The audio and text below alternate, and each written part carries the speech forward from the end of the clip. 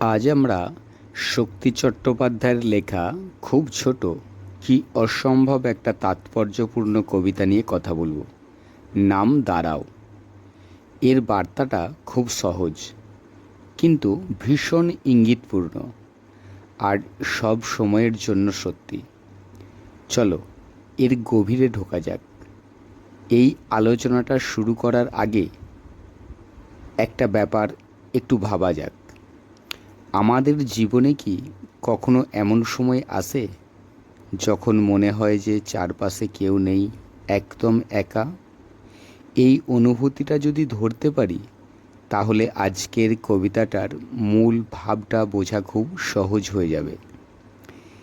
এই যে দেখো, এখানে কবিতার নাম দাঁড়াও, শক্তি চট্টোপাধ্যায়ের লেখা, আর এর সাথে যে ছবিটা সেটাও কিন্তু আমাদেরকে অনেক কিছুই ভাবায়।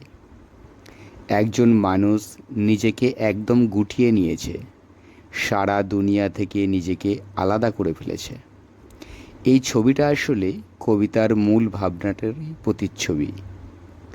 চলো এবার কবিতার ভিতরে প্রবেশ করা যাক আর শুরুটা করা যাক এর নামটা দিয়েই।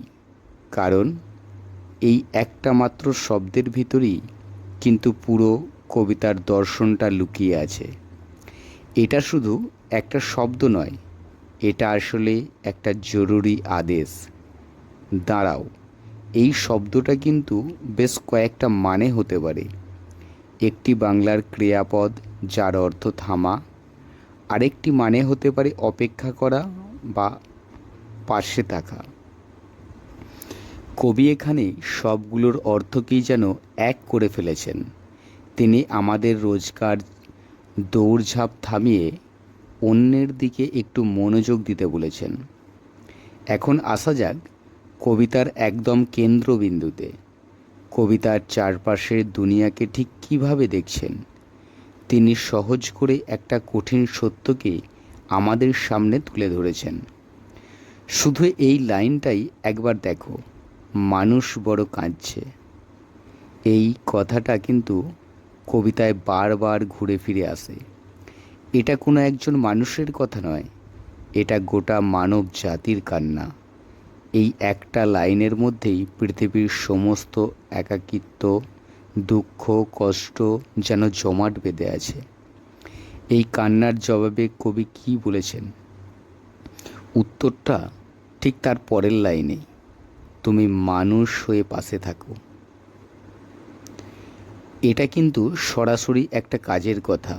কবি বলছেন, যখন মানবতার সংকটে তখন মানুষ হিসেবেই তার পাশে এসে দাঁড়াতে হবে। এই ছবিটার দিকে যদি আবার আমরা তাকাই তাহলে দেখব এই গুটিয়ে থাকা মানুষটা আসলে ব্যথায় কাতর এক মানুষেরই প্রতীক। কবিতার লাইনগুলো শোনার পরে ছবিটা যেন আরও জীবন্ত হয়ে ওঠে। ইনি সেই সব মানুষদের একজন যাদের পাশে দাঁড়ানোর কথা কবি বলেছেন। জানো, এই কবিতাটি আরও একটা অন্য দিকও আছে। কবি শুধু মানুষের কষ্টের কথা বলছে না, তিনি এটাও বলছেন এই কষ্টের কারণও অনেক সময় মানুষই। কবিতার একটা লাইনে আছে, মানুষই ফাঁদ পাতছে। মানে কেবল ভুক্তভোগীই নয়, অনেক সময় আমরাই একে অপরের দুঃখের কারণ হয়ে দাঁড়াই। তাহলে প্রশ্নটা হলো, পাশে দাঁড়াতে হবে কিন্তু কিভাবে? কবি আমাদেরকে বিভিন্ন ধরনের সহানুভূতির কথা বলেছেন। পাশে দাঁড়ানো মানে শুধু শারীরিকভাবে সেখানে থাকা নয়, এর অর্থ আরও অনেক গভীর। এই জায়গাটা খুবই গুরুত্বপূর্ণ। কবি এখানে অসাধারণ দুটি উপমা ব্যবহার করেছেন। একবার বলছেন মানুষ হয়ে পাশে দাঁড়াও, যেটা শক্তি, ভরসা আর একতার প্রতীক। আবার ঠিক তারপরেই বলছেন তুমি পাখির মতো পাশে দাঁড়াও, যা আসলে একটা নরম, শান্ত, স্নিগ্ধ উপস্থিতির প্রতীক। মানে কখনো সমর্থনের জন্য শক্তির প্রয়োজন, আবার কখনো শুধু আলতো করে পাশে থাকাটাই যথেষ্ট। কবি আরও বলছেন, এই সহানুভূতিটা হঠাৎ করে একদিন দেখানোর বিষয় নয়, এটা একটি অবিরাম চিন্তা। তিনি লিখেছেন, তোমাকে সেই সকাল থেকে তোমার মতো মনে পড়েছে, সন্ধ্যা হলে মনে পড়েছে, রাতের বেলা মনে পড়েছে।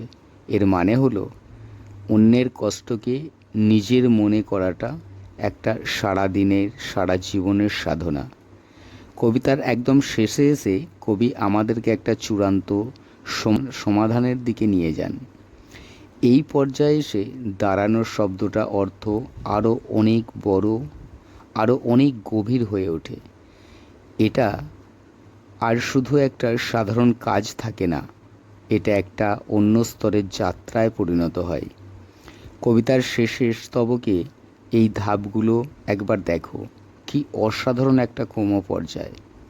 প্রথমে এসো মানে এগিয়ে আসার ডাক, তারপর দাঁড়াও অর্থাৎ পাশে থাকার প্রতিজ্ঞা, এরপর ভেসে মানে সব ভার, সব অহংকার ঝেড়ে ফেলে হালকা হয়ে যাওয়া, আর সবশেষে ভালোবাসা, যা এই যাত্রার শেষ গন্তব্য।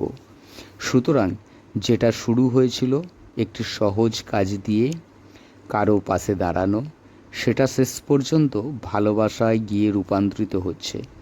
কবির মতে মানুষের এই কষ্টে চূড়ান্ত সমাধান হলো এই নিঃস্বার্থ ভালোবাসা।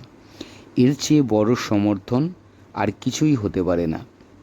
আবার আমরা পুরো কবিতা আর ছবিটার দিকে ফিরে এসেছি। এই সহজ কথাগুলো আর সাধারণ ছবিটা দুটো মিলে এক অসাধারণ শক্তিশালী বার্তা তৈরি করছে। এটা আসলে শুধু একটা কবিতা নয়, এটা একটা জীবন দর্শন। এই পুরো আলোচনার শেষে একটা প্রশ্ন হয়তো থেকে যায়, এই পৃথিবীতে যেখানে মানুষ সত্যিই বড় কাঁদছে, সেখানে মানুষের মতো করে বা পাখির মতো করে পাশে দাঁড়ানোর জন্য কোন পথটা আমরা বেছে নেব? উত্তরটা হয়তো আমাদের প্রত্যেকের ভিতরেই লুকিয়ে আছে।